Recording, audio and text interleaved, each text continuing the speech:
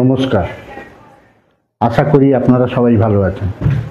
আজ অনেক দিন পর আপনাদের কাছে আরেকটা গল্প নিয়ে এসেছি। আপনারা সবাই জানেন যে আমি যখন চাকরি করতাম তখন কোম্পানি সূত্রে অনেক জায়গায় আমাকে ট্যুরে পাঠাতো। তো একবার সেরকম আমার একটা ট্যুর পড়লো গুয়াহাটি যাওয়ার জন্য।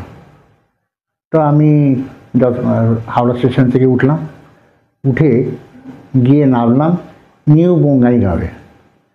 তখনকার দিনে ব্রডগেজ ট্রেন গুয়াহাটি পর্যন্ত যেত না। তো নিউ বঙ্গাইগাঁও থেকে মিটার গেজ চলত। তো মিটার গেজে ওখান থেকে উঠলাম, উঠে নামলাম গিয়ে গুয়াহাটিতে নামলাম। তখন বাজে সকালে 8টা, এরকম 8টা সাড়ে 8টা হবে।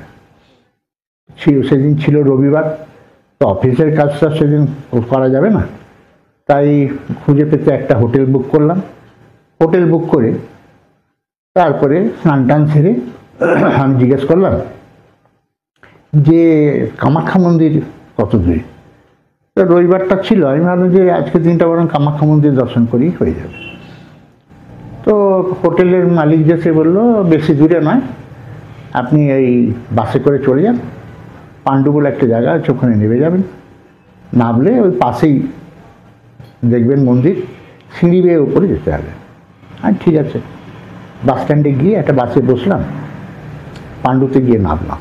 তখন বাজে প্রায় 10:30, 11:30 এরকম। তো আমি নামার পরে একটা ওখানে লোককে জিজ্ঞেস করলো, সেই লোক আমাকে হাত দিয়ে আঙুল বার দিয়ে দেখিয়ে দিল যে এই যে সামনে সিঁড়ি দেখতে পাচ্ছেন, এই সিঁড়ির উপরে গেলেই মন্দির। আর ঠিক আছে, তা আমি তখন সিঁড়ি দিয়ে উঠতে শুরু করেছি। প্রায় 10-12টা কি বেশি হবে সিঁড়ি, তখন আমি উঠে গেছি। উঠে যাওয়ার পরে কোনো লোকজন নেই, কেউ নেই, পুরো ফাঁকা। তারপরে হঠাৎ ওপর দিকে তাকিয়ে দেখি 4-5টা মেয়ে মেখলা পরা, তারা হঠাৎ আমাকে দেখতে পেয়ে আমার দিকে দৌড়ে আসছে। তো দৌড়ে আসছে দেখে আমার একটু কিরকম সন্দেহ হলো, না আমার সিক্স সেন্স কেমন একটা কাজ করলো। তো আমি বললাম যে একটা কেউ খারাপ মনে হচ্ছে এরকমভাবে আমার দিকে দৌড়ে আসাটা। তা আমি কী করলাম, ঘুরে মানে ওই 10-15টা সিঁড়ি যে আমি কীভাবে হাওয়ার বেগে নেমেছি, কোথায় 3-4টে করে সিঁড়ি লাফিয়ে লাফিয়ে নেমেছি। ঠিক কে যেন আমাকে ওখান থেকে হাওয়ায় উড়িয়ে নিয়ে মাটিতে পৌঁছে দিল। ওখান থেকে দৌড়ে হাঁপাতে হাঁপাতে চলে এলাম বাইরে। এসেই বাঁ দিকে একটা চায়ের দোকান, সে চায়ের দোকানে বসে হাঁপিয়ে গেছি পুরো। তো ভদ্রলোক বলছে যে কী হলো। আমি যেরকম এসেছিলাম গুয়াহাটি, আমি ভাবলাম মনে মনে যে একটু যাই, গিয়ে একটু মা কামাখ্যাকে দর্শন করে আসি, তা সেই জন্যই এসেছিলাম। তা কী হলো, আমরা এরকম ব্যাপার। 4-5টা মেয়ে আমার দিকে এইভাবে দৌড়ে আসছিল। বললো আপনি বেঁচে গেলেন, কারণ ওরা যদি ধরতে পারতো তাহলে আপনি আর কোনোদিনও বাড়ি ফিরতে পারতেন না। আমি কেন না, ওরা আপনাকে এমন করে দিত যে আপনি আপনার বাপ মা ভাই বোন সবাইকে ভুলে যেতেন। কারণ এটা আমি যেটা বলছি এ কথা, এটা 1982 সাল হবে। তো এই সময় লোকজনও অত যেত না এই মন্দিরে। তা কোনো রকমে নিচের থেকেই প্রণাম করলাম, করে ওই দোকান থেকে চা খেলাম, একটু চা খেয়ে গুয়াহাটি ফিরে এলাম। ফিরে এসে সোমবার মঙ্গলবার 2 দিন কাজ ছিল, 2 দিন কাজকর্ম শেষ করলাম গুয়াহাটি। কাজ শেষ করে আমার কাজ পড়লো, তারপরে ছিল তেজপুর যাওয়ার। আমি আবার সব জিজ্ঞেস করলাম, কারণ তখন নতুন আমি। বললো বাসে করে চলে যাব। তো সকালবেলার বাসে উঠলাম, তেজপুর গিয়ে পৌঁছালাম প্রায় বেলা 2:30-3টে হবে। তো তেজপুরেও একটা হোটেল বুক করলাম, ওখানে থাকলাম। তেজপুরের কাজ শেষ করার পর ওখান থেকে আবার আমাকে নৌগাঁও যেতে হতো। তা আমি আবার জিজ্ঞেস করলাম ভাই কীভাবে যাব। বলে বাসে করে চলে যান, ব্রহ্মপুত্র নদের ধারে ঘাট আছে, তেজপুর ঘাট ওটা, তো ওইখানে নামবেন, ওখান থেকে স্টিমার আপনাকে ব্রহ্মপুত্র নদটা পার করে দেবে। না ঠিক আছে, গিয়ে যখন বাসে করে গিয়ে যখন নামলাম, দেখলাম বিরাট বড়, সে মানে ছোটোখাটো জাহাজই একরকম।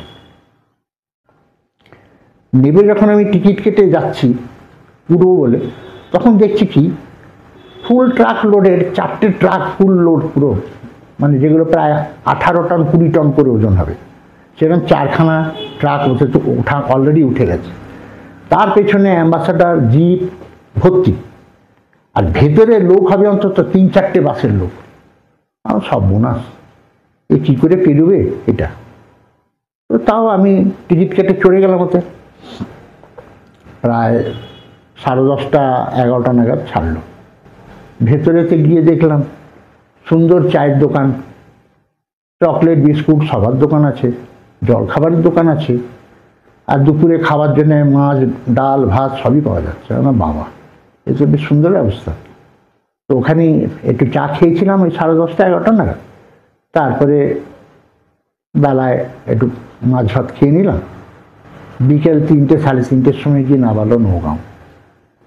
তো নৌগাঁও গিয়ে রাত্রিটা রইলাম। সকালবেলা ওখান থেকে কাজ শেষ করলাম।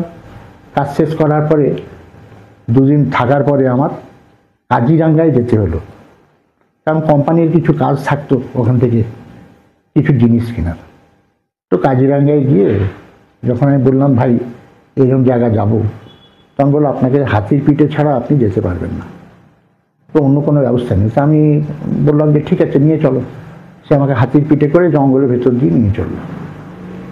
বেশ ঘন্টা 2 জঙ্গলের ভেতর দিয়ে যাওয়ার পরে একটা গ্রাম এলো। জঙ্গল পেরোবার পর ওইখানে গিয়ে আমাদের যে কোম্পানি যে মেটেরিয়াল কিনতো, সেই মেটেরিয়ালটা ওখানে ওদেরকে অর্ডার দিয়ে আবার ফিরে এলাম। তারপরে ওখান থেকে আমার কাজ ছিল যোরহাট। যোরহাটে গিয়ে পৌঁছালাম। যোরহাট থেকে কাজটা শেষ করে পরের দিনে ডিমাপুর গেলাম।